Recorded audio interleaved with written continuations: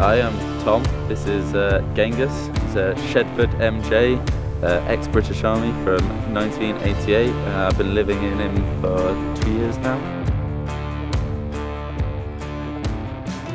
Paying rent got pretty annoying, you know, after the second month when I realised I had to do it again and again and again. So, you know, what's the next thing? You start looking at different ways to do it. All over YouTube is like tiny houses and van life and stuff like that. So I was going to get a van to start with, just spiraled out of control, and then found this on eBay. Perfect time, perfect place, perfect money. Couldn't say no. This was £4,350, and at the time when I bought it I had £4,355, so it was perfect. 2016, September the 28th, and then I moved into it 2017, November 4th. But when I moved into it, I didn't have a bathroom, I didn't have a shower, so that was all built, but I hadn't tiled it and waterproofed it. I didn't have a wood burner. There was a lot of loose ends to tie up, but I had to leave where I was building it, so I had to move into it. I started off with lots of ideas of buying everything, and it all been really easy, and I could just get everything off the shelf. And then I remembered I only had £5 left on my bank account, so got my next paycheck in and bought all the steel. It was about 6 months of making the framework. Like, the actual structure wasn't that expensive. The materials weren't. It's things like the fridge, the solar power, the panels, the batteries, just adds up so quickly. You know, I probably spent £3 grand on all my electrics. Altogether, I think it probably cost, including the vehicle, about 15 grand. Yeah, all in. So Genghis is a Bedford MJ from 1988. It's got a 5-litre diesel engine. It's one of the first British Army trucks to have a turbo on it. Turbos are pretty new, doesn't really do anything, it's the smallest thing ever. One of my favourite bits about it, it's got a gun turret, so there you go, that's about all the specs. Yeah, it's just a pretty ridiculous truck all around. The beer terrace up there.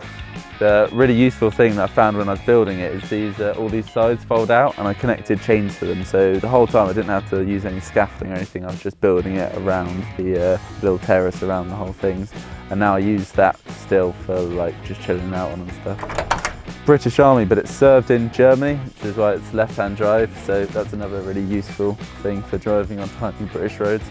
So it doesn't have power steering, and it's basically as agricultural as it looks. It's basically a tractor with a shed on the back. It's got a 4-speed gearbox, which isn't enough, and you can't even pull away in first unless you're on a vertical slope, like you're going like 1 mile an hour, so I always pull away in second.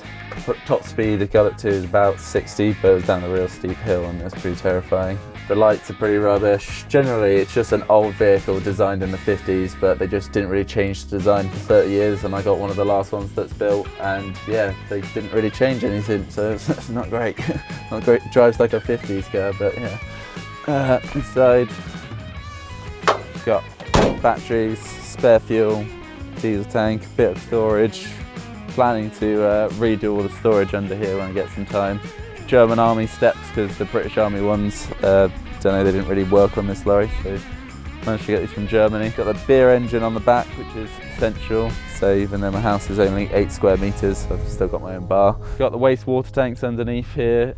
I had to make them because I couldn't find anyone that made a sort of tubular water tank which sort of slotted in perfectly in the Bedford MJ chassis. Wood store and gas store in here, and I've got I fill it up from out here, and then I've got a hatch on the inside so I can take it all out. Fold out the green bit, and then got a little outdoor barbecue, but it doesn't have legs on it, and I got really bored of hunching over the whole time, so I made a little flap that folds out.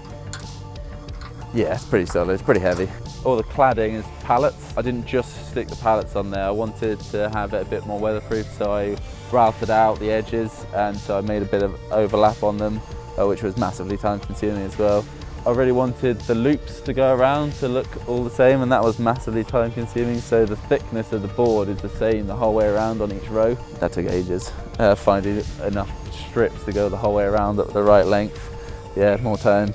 So on the roof I've got a rainwater collection system. So inside I've got a 360 litre water tank, and in England you can pretty much rely on it raining most of the time, so I only really had to fill up if we get a massive dry spell with me living in there on my own. So the water comes down here. This bit normally has a cap on it, but my water tank's full at the moment because it's been raining enough. And this first little bit is called the first flush system.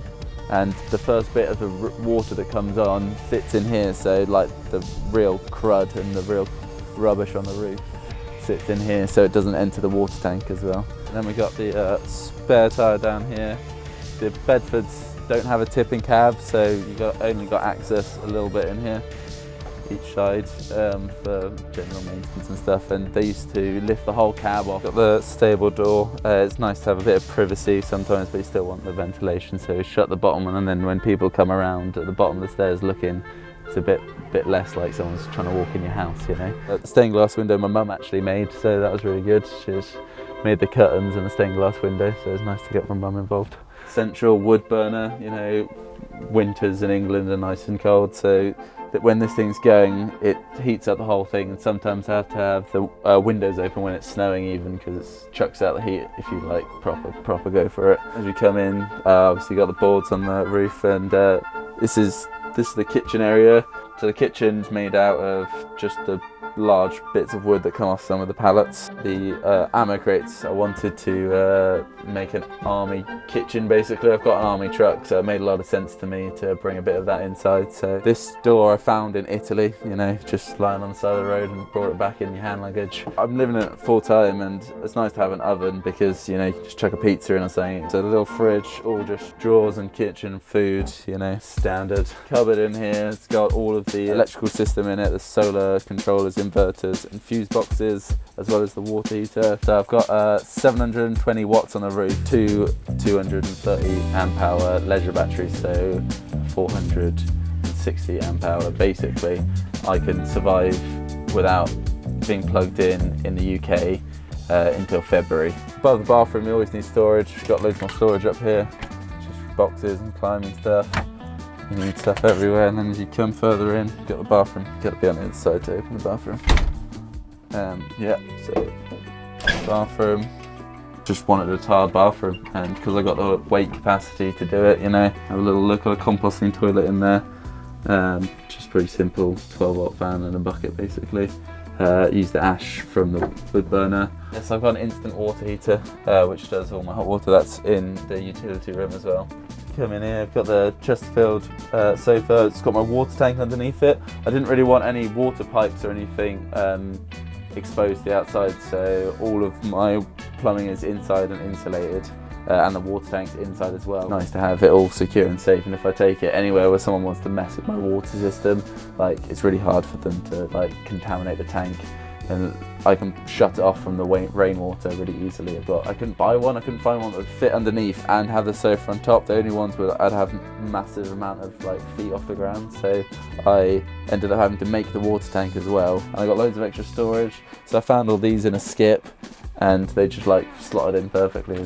You know, more storage. I'm thinking about changing up this quite soon, but at the moment I've just got a spare seat which doubles as a laundry basket, and then I've got this old tool chest that I got from one of my dad's mates who sold me a load of tools, and he gave it to me in this box. So this is the bed that was a 2x4, and again slot into these brackets, which were just scrap bits of metal from work. And then yeah, little handle.